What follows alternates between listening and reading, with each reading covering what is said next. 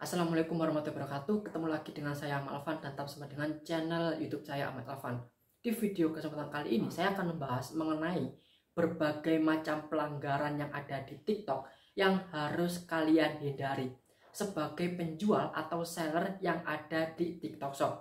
Belakangan ini TikTok sedang memberikan pelayanan terbaik kepada customer atau pengguna setia TikTok Shop untuk memberikan kualitas yang lebih baik lagi dan bisa dinikmati kepada semua user atau pengguna yang ada di TikTok Shop dan menjamin keamanan bagi pembeli yang akan melakukan pembelian di aplikasi TikTok. Nah, di saat itu pihak TikTok juga akan memberikan sistem dan peraturan seperti pelanggaran yang harus dihindari oleh penjual. Pelanggaran yang harus kalian hindari yaitu pertama, ini adalah pelanggaran yang sering dilakukan dan sering didapatkan oleh penjual yang ada di TikTok, yaitu terlambat mengirimkan pesanan. Apabila kalian terlambat mengirimkan pesan lebih dari 4 hari, otomatis kalian akan dikenakan persentase keterlambatan pengiriman. Mengenai batas persentasenya itu hingga 4% saja. Apabila toko kalian melebihi batas dari 4%, otomatis kalian akan mendapatkan poin penalti dan pelanggaran keterlambatan pengiriman. Kemungkinan banyak seller yang produknya masih pre-order, banyak seller yang produknya masih kosong, yang dipesan oleh pembeli juga masih kosong. Itu menyebabkan kalian terlambat mengirimkan pesanan. Apabila terjadi sesuatu hal seperti barang kosong, kalian harus konfirmasi dulu kepada pembeli. Kalian hubungi pembeli tersebut terlebih dahulu untuk mengkonfirmasi bahwasanya barang yang dipesan itu kosong. Maka nanti pembeli bisa mencari solusi lainnya, misalnya mau ganti warna atau ganti barang lain dengan harga yang serupa dengan produk yang kosong tadi. Itu bisa menjadi solusinya, atau kalian bisa memberikan kepada pembeli tersebut pengertiannya bahwasanya produk tersebut telah habis dan masih diproduksi sekitar 2-3 hari lagi untuk bisa dikirim ke alamat pembeli tersebut. Mengenai pelanggaran yang kedua adalah pelanggaran pembatalan pesanan. Pembatalan pesanan ini ada 2 tipe. Yang pertama, pesanan dibatalkan oleh pembeli sendiri, dan yang kedua, pesanan yang dibatalkan oleh penjual.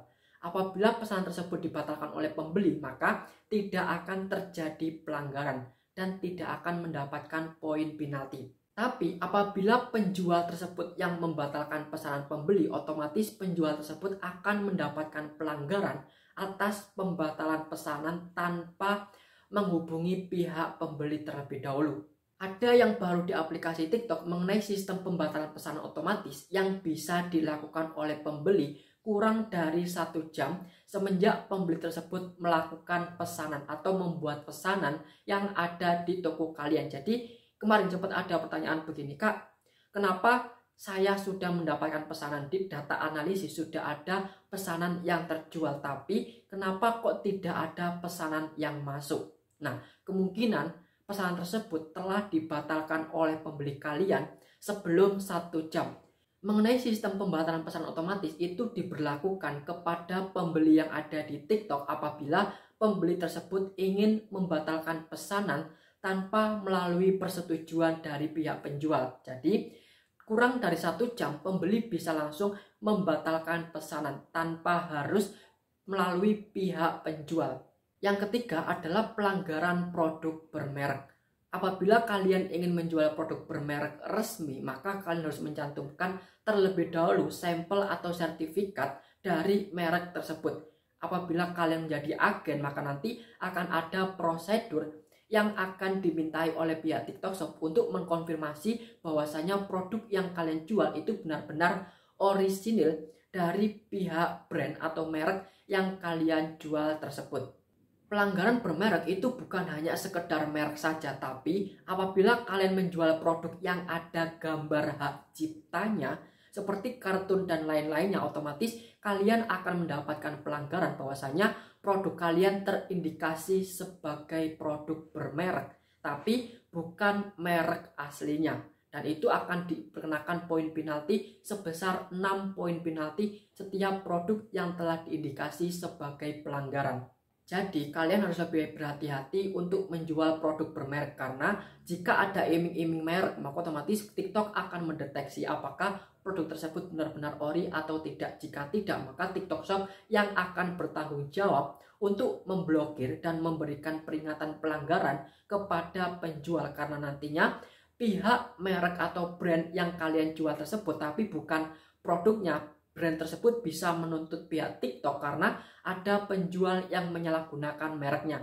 Itu bisa saja pihak TikTok yang akan ditegur. Nah, itu adalah salah satu alasan kenapa pihak TikTok memberikan pelanggaran kepada penjual apabila penjual tersebut melakukan penjualan produk palsu. Yang keempat adalah pelanggaran produk yang dilarang dijual di aplikasi TikTok seperti perhiasan, buku, makanan, dan lain-lainnya.